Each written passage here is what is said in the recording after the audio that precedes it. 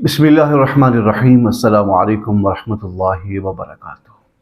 Social media पे इस वक्त मौलाना इलियास सत्तार कादरी साहब की सेहत को लेके उनके मुरीदीन और चाहने वालों में एक तशवीश की लहर दौड़ रही है कि आखिर वजह क्या है कि मौलाना इलियास सत्तार कादरी साहब कुछ दिनों से मुसलसल मदनी मुज़ाकरे में तशरीफ़ नहीं ला रहे हैं, और आपको कौन सी मौलिक बीमारी लाहिक है जिसका जिक्र खुद हज़रत मौलाना इलियास सत्तार कादरी साहब ने भी बयान फरमाया है। वासिल खातिन ज़ात, उससे पहले कि इस पर मज़ीद बात की जाए, मैं चाहता हूँ कि आप खुद मौलाना इलियास सत्तार कादरी साहब की ज़ुबान मुबारक से सुन लीजिए कि आपको कौन सी मोहलिक बीमारी लाहिक है। आपकी तबीयत के हवाले से काफ़ी तशवीश है, आपकी तबीयत के हवाले से पूछ रहे हैं कि आपकी तबीयत कैसी है। अल्हम्दुलिल्लाह रब्बिल आलमीन अला कुल्li हाल। असल मुझे जो मोहलिक मरज़ लगा हुआ है ना, वो है गुनाहों का। भाई इससे शिफा की दुआ फरमाते रहे।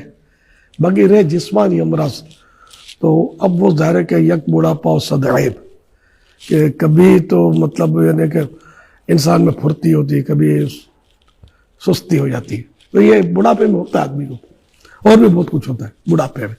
वासिल खातिन ज़ात, आपने हज़रत मौलाना इलियास सत्तार कादरी साहब की ज़ुबान मुबारक से खुद सुन लिया है कि आपको कौन सी मोहलिक बीमारी लाहिक है। आपको हैरानगी हुई होगी कि ये कौन सी मोहलिक बीमारी है जिसका जिक्र आपने खुद इरशाद फरमाया। इस बात से अंदाज़ा आप लगा सकते हैं कि इतनी बड़ी शख्सियत जो तक़वे के अंदर आला मेयार के ऊपर फाइज हो, जिसने कभी ज़िंदगी में औरत को ना देखा हो, जिसने अल्लाह और उसके रसूल के फरामीन की धज्जियाँ ना उड़ाई हों, जिसने ज़िंदगी के अंदर आका अलैहिस्सलाम की सुन्नत के ख़िलाफ़ कोई काम ना किया हो, जिसने करोड़ों लोगों के दिलों में आका अलैहिस्सलाम की मोहब्बत की शम्मा रोशन की हो, उसके बावजूद भी ये शख्स ये कहे कि मैं गुनाहों की मोहलिक बीमारी में लाहिक हूँ, तो मैं समझता हूँ कि इससे बड़ा जो है तक़वा और नहीं हो सकता। ये हमारे लिए पैगाम है, हमारे लिए सबक है कि हमारी ज़िंदगियाँ रोज़ाना की बुनियाद पे ज़ाय हो रही हैं और गुनाहों के अंदर बसर हो रही हैं। उसके बावजूद हम बड़े फ़ख्र के साथ, आकड़ के साथ, तकब्बुर के साथ चलते हैं।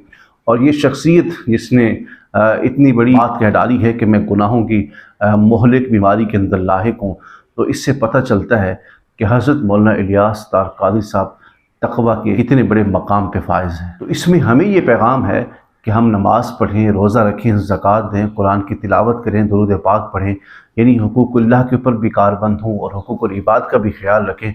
उसके बावजूद भी हमें तकब्बुर नहीं करना चाहिए, फ़ख्र नहीं करनी चाहिए, आकड़ नहीं करनी चाहिए। आकड़ जो है उसने शैतान को भी ख़राब कर दिया, ज़लील और रुसवा कर दिया, रांदे दरगाह कर दिया।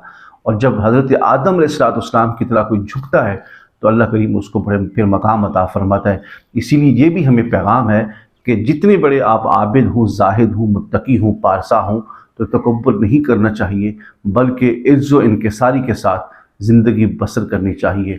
दुआ है अल्लाह करीम हज़रत मौलाना इलियास सत्तार कादरी साहब के तौफ़ीक़ हमारी भी बख्शिश फरमाए और हज़रत मौलाना इलियास सत्तार कादरी साहब का साया हम सब पे हमेशा कायम रखे। आमीन।